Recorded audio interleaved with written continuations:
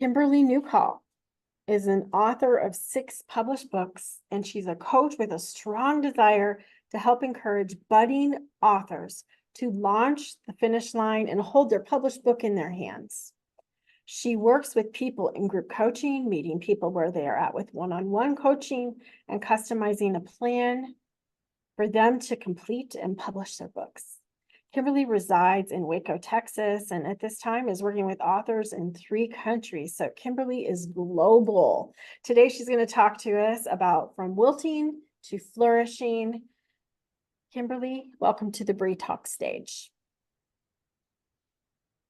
Thank you so much, Terry Lee. I'm glad to be here and so excited for this organization as it's taking off and really helping prepare us for global communications, global coaching, and just reaching out to people that may not have been able to hear our stories. Well, today I want to start with, what is the most important question that you have been asked? What was its impact? Did it lead to change, to growth? Did it lead to despair or setbacks? The questions that people ask us, or more importantly, the questions we ask ourselves, can be very powerful. 30 years ago, I found myself wilting in graduate school. A good friend of mine recognized the toll the stress was taking on my mental health, and she encouraged me to talk to a counselor. You see, I was trying to live up to everybody else's expectations of what they thought I should do with my life. My parents wanted me to be the first in the family to graduate college, and I was. They were thrilled when I went to graduate school to become a licensed counselor.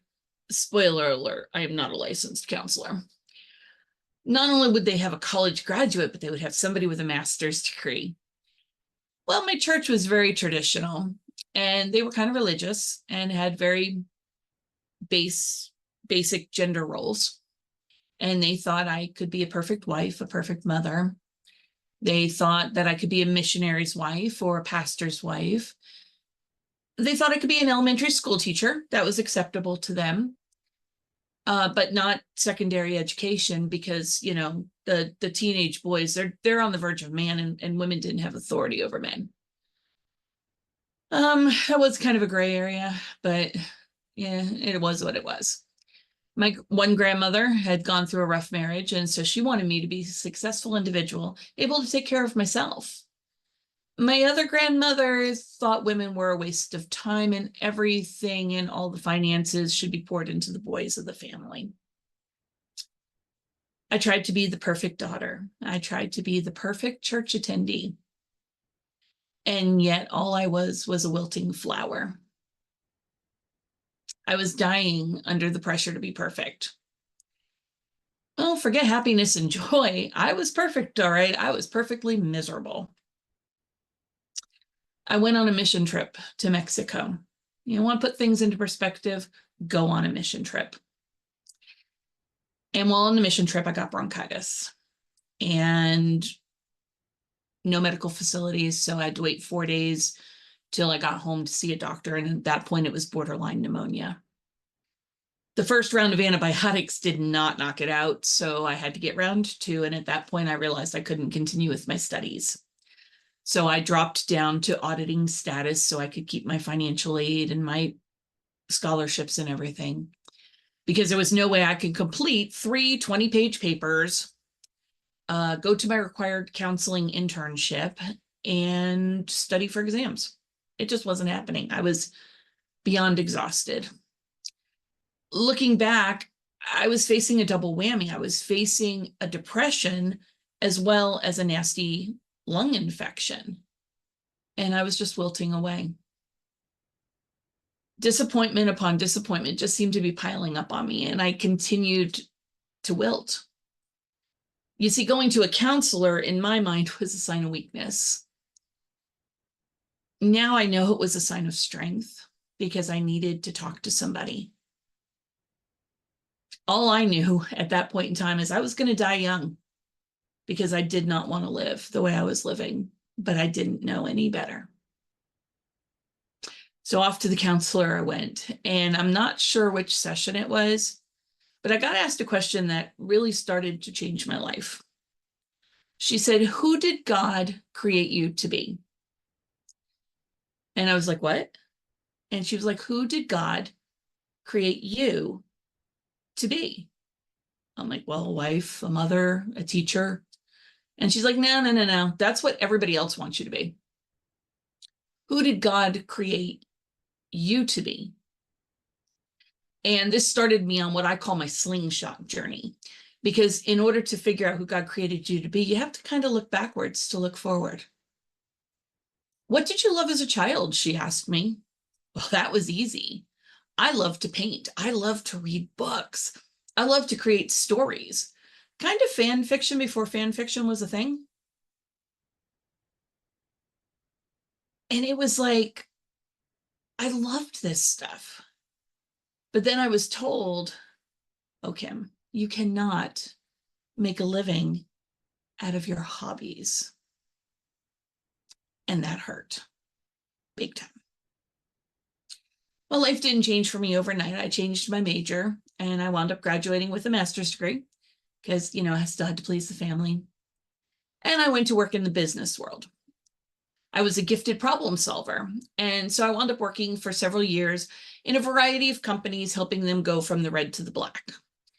And I wasn't a nice person. I was actually a bit ruthless. I was a businesswoman, which, with a capital B, I wasn't liked at work. And I said I didn't care. Now, mind you, I was a professing Christian. I had been since I was 15. I was following Jesus great on Sundays, but not in the workplace. Jesus didn't have a place in the workplace. I mean, how's that for a living testimony? I wouldn't want to be a follower of Jesus if what I was like then was what it was. Another friend confronted me. We wound up actually working at the same company. And she's like, "Who are you?" The person I know is kind and compassionate. They are willing to jump in and help whoever's in need. The person I work with is not nice, and I don't like her. And this was my best friend at the time. Ouch. Because you see, I was still wilting and dying. And instead of being depressed about it, now I was angry about it, and I was taking it out at work. I was still trying to make my family proud of me. I was still trying to make the church that had actually kicked me out proud of me. But I didn't become a wife. I didn't become a mother. I didn't become a teacher. And so I was still trying to make them proud of me. Well, I sat down and I thought, what does God require of me? Who did he create me to be? I came back to that question. Who did he create me to be? Well, you can imagine my surprise when I opened the Bible and read Micah 6, verse 8, and I'm reading from the New International Version. "He has showed you, O man, what is good. And what does the Lord require of you?" There's my question. To act justly, to love mercy, and to walk humbly with your God. And then Deuteronomy 10:12. "And now, Israel, what does the Lord your God ask of you? But to fear the Lord your God, to walk in obedience to him, to love him, to serve the Lord your God with all your heart and with all your soul." Now, none of those verses talk about a job description. Wherever you are, whatever you are doing, act justly, love mercy, walk humbly, love God, fear God, keep God in his proper place, him on the throne, you're on the earth. Don't make that mistake. Be obedient, serve him with all your heart and soul, whatever he's calling you to do. But there's no job description in there. So now it was time to pull back the slingshot again and look back. I remember my brother telling me this story. A friend of his had come over to the house. It was an older friend. And Jay was, they were going through, and there's a picture of me and my brother when we were younger. And the guy goes, "Where do I know your sister from?" My brother's like, "You don't know my sister." And he's like, "No, I know your sister from somewhere. Where do I know your sister from?" And Jay's like, "Trust me, you're even older than she is. You're like 10, 15 years older than she is. You don't know my sister. You've never traveled in the same circle. She's like a religious nut." And he's like, no, I know your sister from somewhere. He's like, trust me, you do not know my sister. And they moved on. Well, in the back room, my brother has some of my artwork on the walls that I had done for him. And the guy walks in and he's an artist. And he goes, oh, that's cool. And he goes, oh, yeah, my sister did that. And he goes, your sister, did she ever go to the Bethlehem Art Gallery? And my brother's like, well, yeah, like when she was a kid, she took classes there. And he goes, that's where I know your sister from. I was 8 years old in an art class, an oils art class. I was the only child in this art class. Everybody else was adults, and he was in that art class.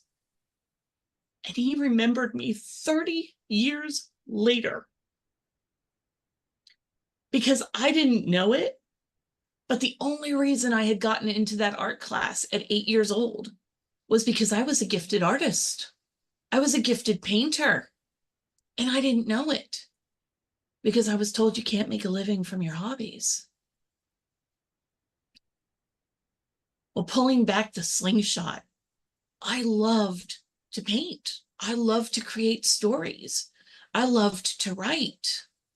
I could even see that in my graduate papers.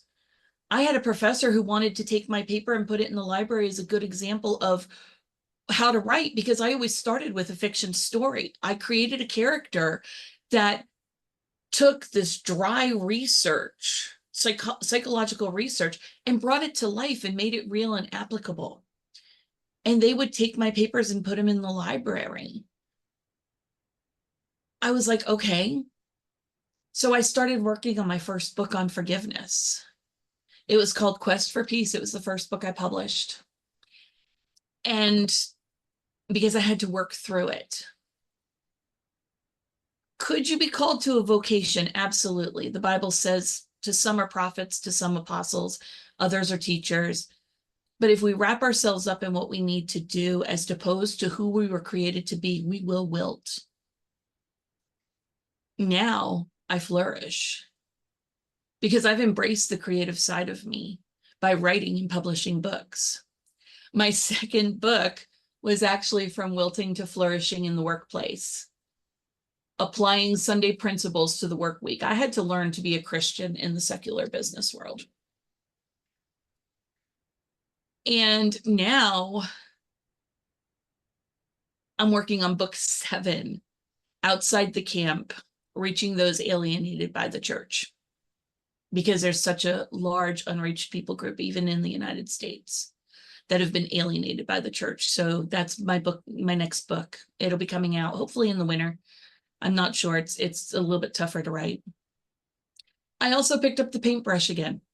Now, I'll be honest, that's a bit rusty. My artwork isn't that great, but I'm doing it anyway because I love to do it.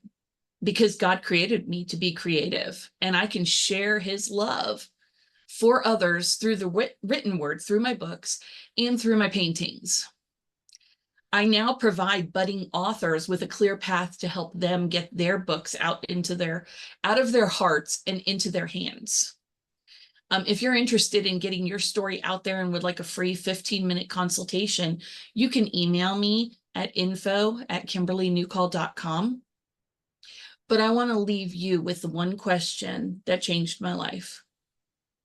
Who did God create you to be? Thank you.